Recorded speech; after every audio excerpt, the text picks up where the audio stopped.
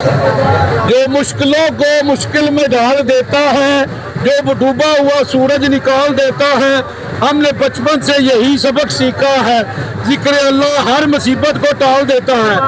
جناب آج 14 اگست ہے، سلیمان پارس عرس پہ عوام کا رش ہے اور ہم دعوت اللہ لے کے آئے ہیں اور قرآن پاک کا تحفہ لے کے آئے ہیں۔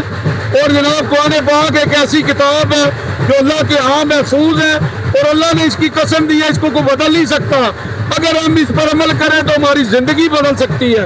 میں کیا بیان کروں صلی اللہ علیہ وسلم کی شان میں، اللہ نے سب کچھ نازل کر دیا قرآن میں۔ اما عائشہ سے کسی نے پوچھا آپ صلی اللہ علیہ وسلم کی سیرت کیا ہے، تو اما عائشہ فرماتی ہے قرآن قرآن۔ آپ صلی اللہ علیہ وسلم فرماتے ہیں قرآن پڑھا کرو، قرآن پڑھا کرو۔ یہ قیامت کے دن قرآن اپنے پڑھنے والے کی سفارش کرے گا۔ اللہم صلی علی محمد وآل محمد۔ بسم اللہ جی،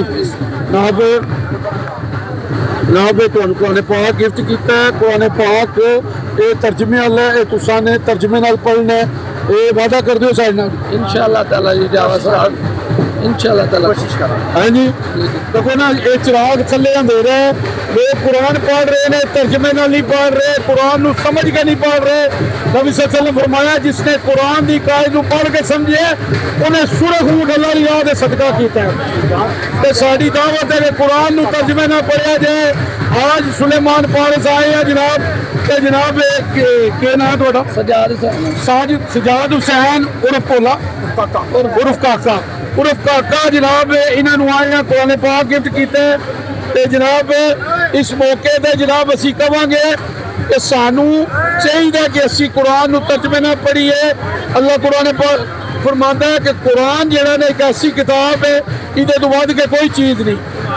اللہ تجھے کسی طوفان سے آشنا کر دے کہ تیری بحر کی موجوں میں اضطراب نہیں ہے، فرصت نہیں تجھے قرآن سے، تو قرآن ہے، صاحب قرآن نہیں۔ جاوا جی جیلو